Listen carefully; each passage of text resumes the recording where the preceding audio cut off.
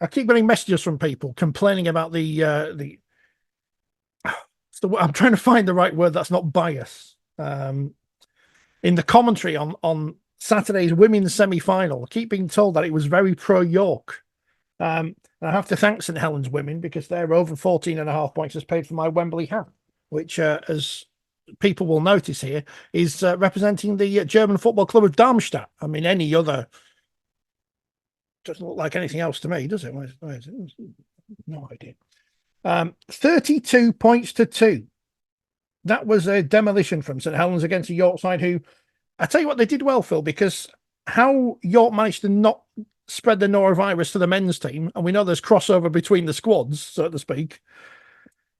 There's phrases you wouldn't have used in the olden days, but there is, because we'll talk about the men later. But York, without key players, and to be honest, I backed Saints when we knew Tara Jane Stanley wasn't playing because everything goes through her a lot, doesn't it? But can't take anything away from St Helens. They went out there and did the job and did it very well, especially after that first 15, 20 minutes of York pressure where they just could not break through the Saints defence.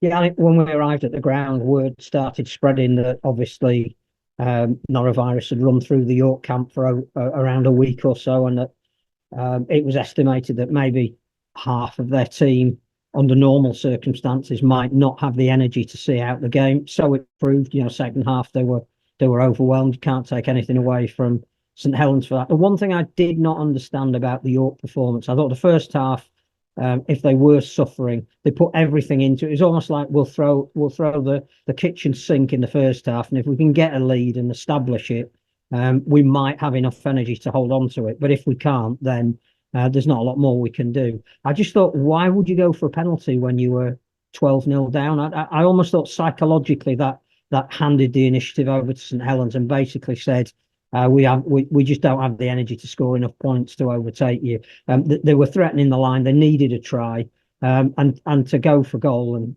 not be nilled effectively. It almost said to me, we're not expecting much else from what we can do. I couldn't fault York for their effort, but this, as the game wore on, you could tell that this was a St Helens team that has a destiny to play in a cup final and that really wants to defend their title at Wembley. A slightly different looking St Helens team as well this year, but again playing in such a way that once they got on top, they were pretty much remorseless. I think they'll have to start better if they're gonna win at Wembley though. Yeah, but I'm not going to tip Leeds to win because that always goes wrong anyway. Did you ever have problems in the referees department with norovirus or anything? And you'd have to. Well, I don't even want to go there. But well, we did in the World Cup in Australia, yes, because for the first time ever we were all held in camp. It was very much like a school trip, eating in the same room for 6 weeks, eating the same 3 versions of the soup. That Hull FC soup, media soup that you talk about. It was butternut squash or something else. It was like on a rotation for 6 weeks. So I got it twice. It was known as the Townsville tummy. Anybody that had been to Townsville picked it up, and then it went through the squad. So when I did England against PNG in the quarterfinal in Melbourne in about 30 degrees, I was absolutely exhausted before kickoff. So I have utmost sympathy with York for this one. I just wonder what the effect of this is on the rest of their season, because the heartbreak of losing out at this stage last year, and the pressure that they may have felt, that pressure may have been relieved, I suppose, going into the game, given the squad that they had there. But yeah, I just wonder what effect that might have. And having beaten St Helens already this year, they would have been confident going into that game to potentially get to Wembley for the first time. So it'll be interesting to see how they respond to this when they're back out there. Yeah, I like the use of the phrase "went through." Not sure it's appropriate. Saints are there, and they will play Leeds again because they beat Wigan 34-20 in a cracking, as you said, Phil, earlier. Probably the best of the 4 semi-finals we saw this week. This was Sunday lunchtime at St Helens. I thought Faye Gaskin was brilliant on the telly, by the way. Really good. She needs to be used more. And speaking of using more, Rowan Smith, is he going to sign Rubian right up to do the kickoffs for the men? Because she completely flummoxed and bamboozled those Wigan Warriors. You see, short kickoffs work. Everybody criticises them, but actually get it right. And no, I think first of all, full credit to Wigan, because again, that is a very young squad that's evolving under Dennis Betts. It's the first time they've played what might be called one of the top three teams.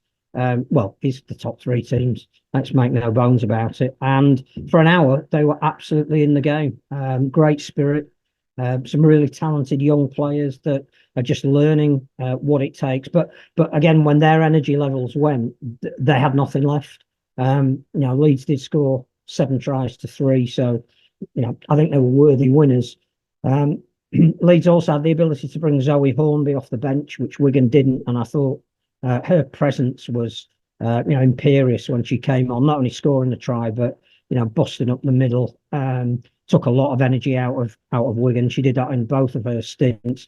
But Hannah Butcher, I thought, was outstanding as the skipper. When it looked like the game wasn't going their way, it was like very much, well, just give me the ball and I'll do it myself. And then now I've done it, I'll just create a try for somebody else. And could we just go on and win the game now, please? And that's the kind of leadership that you didn't see in some of the men's games with teams that were on the back foot. So yeah, I thought it was quite a complete performance from Leeds. Again, Lois Forsell apparently I did repaint the dressing rooms at half time, or they needed repainting after she'd torn the paint off them, which is not something she's normally renowned for, but she just felt that they hadn't gained that level of control that perhaps they needed to do to create a statement. Be an interesting game Friday night now. Saints and Leeds women play each other in the league. Obviously, before Wembley, we've got Wigan and Warrington men playing each other the week before. So will there be a little bit of let's just keep something back from the opposition before the big day? But no, I thought Saints were pretty ruthless, and Leeds just wore down Wigan, and it is set up for a repeat, but another great final. So on Friday, if you're Lewis, do you not pick Zoe Hornby and also Saints don't get a chance to try and work out how to stop her? That's my question.